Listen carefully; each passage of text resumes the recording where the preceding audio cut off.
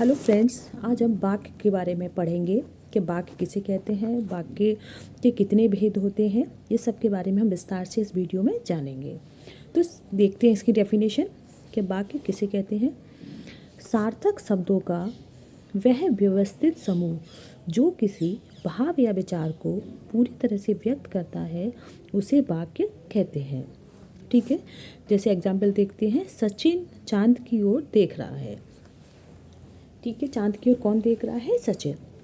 इसे विस्तार से आप जैसे जैसे एग्जाम्पल देखोगे ना तो आपको पूरा समझ में आ जाएगा कि उद्देश्य में मतलब वाक्य के अंदर तो उद्देश्य क्या है, विधेय क्या है, सारी चीज़ें आपको अच्छे से समझ में आ जाएंगी। तो देखते हैं। देखिए, वाक्य के दो भाग या दो अवयव होते हैं।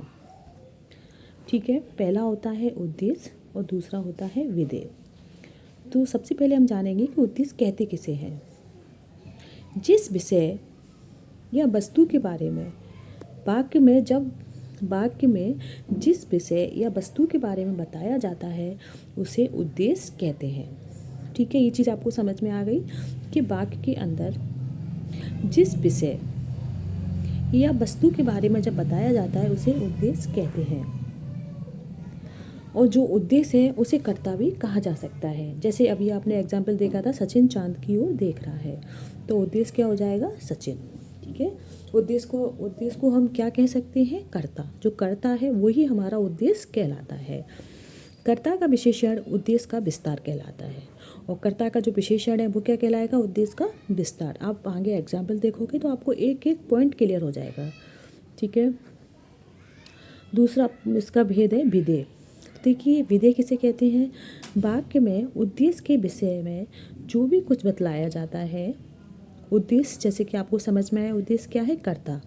उस कर्ता के बारे में जो कुछ भी बताया जाता है उसे विधेय कहते हैं। ठीक है ना, समझ में आ रहा होगा आपको। और इसे क्रिया भी कहा जाता है।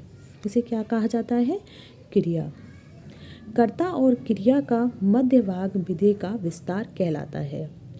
अब आपको एक चीज़ तो क्लियर हो जानी चाहिए कि उद्देश्य क्या है। वाक्य का जो कर्ता होता है वो उद्देश्य कहलाता है और वाक्य की जो क्रिया होती है वो विधेय कहलाती है।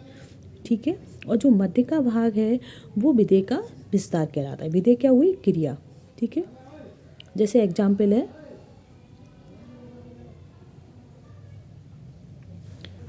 जैसे एग्जाम्पल देखते हैं।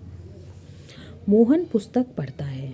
ठीक है, मोहन पुस्तक पढ़ता है। तो देखिए, मोहन, जैसे कि मैंने आपको बताया कि उद्देश्य क्या है? कर्ता।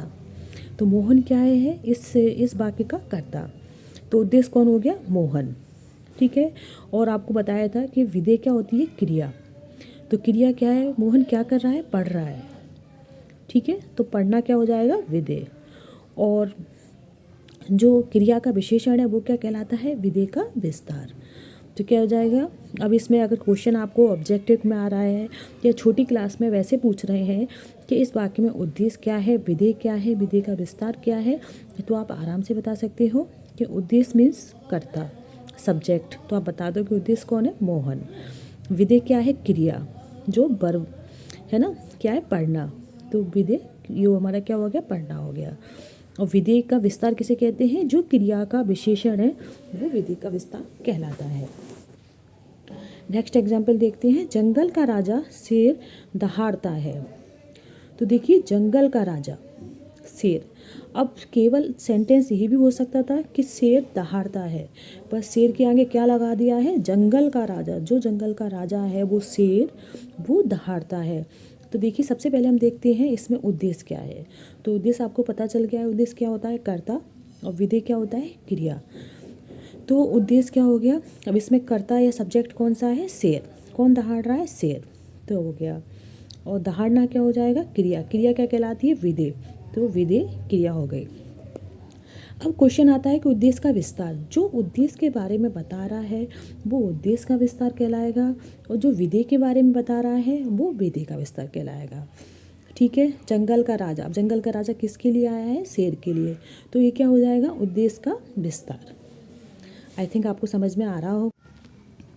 देखिए, नेक्स्ट एग्जाम्पल देखते हैं। आप जितने एग्जाम्पल करोगे आपको ग्रामर का टॉपिक उतना ही ज़्यादा क्लियर होगा।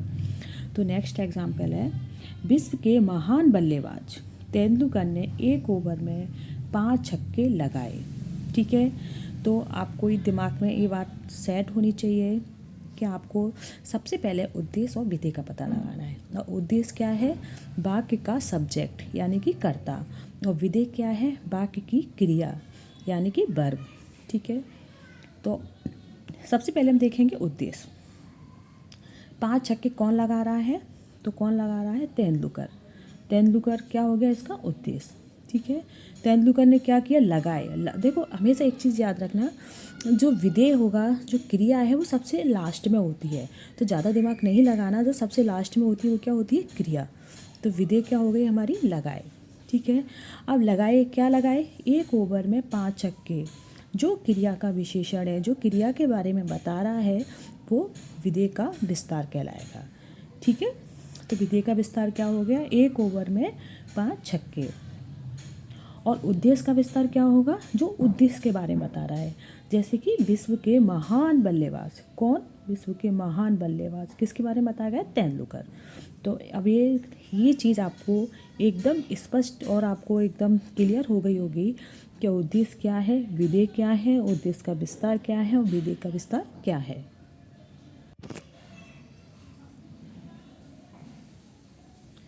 तो देखिए नेक्स्ट एग्जाम्पल देखते हैं। भारत के प्रधानमंत्री पंडित जवाहरलाल नेहरू ने स्वतंत्रता संग्राम में भाग लिया। ठीक है, अब इसमें आपको मैंने जैसे बताया, वाक्य में सबसे पहले आपको उद्देश्य देखना है। उद्देश्य मतलब उस कार्य को करने वाला कर्ता कौन है, उसका सब्जेक्ट कौन है। तो देखिए पंडित जवाहरलाल नेहरू इसके उद्देश्य हो गए। अब जैसे मैंने आपको ट्रिक बताई कि विधेय क्या है, लास्ट का जो लाइन है वो आपकी क्रिया होती है। ठीक है, तो भाग लिया ये क्या हो गई? आपकी विधेय। अब विधेय का विस्तार क्या होगा? जो कि विधेय के बारे में बताया जा रहा हो, जो कि क्रिया का विशेषण है, स्वतंत्रता संग्राम। ठीक है, में ये क्या हो जाएगा? विधेय का विस्तार। और उद्देश्य का विस्तार क्या होगा? जो उद्देश्य से पहले है, भारत के प्रधानमंत्री।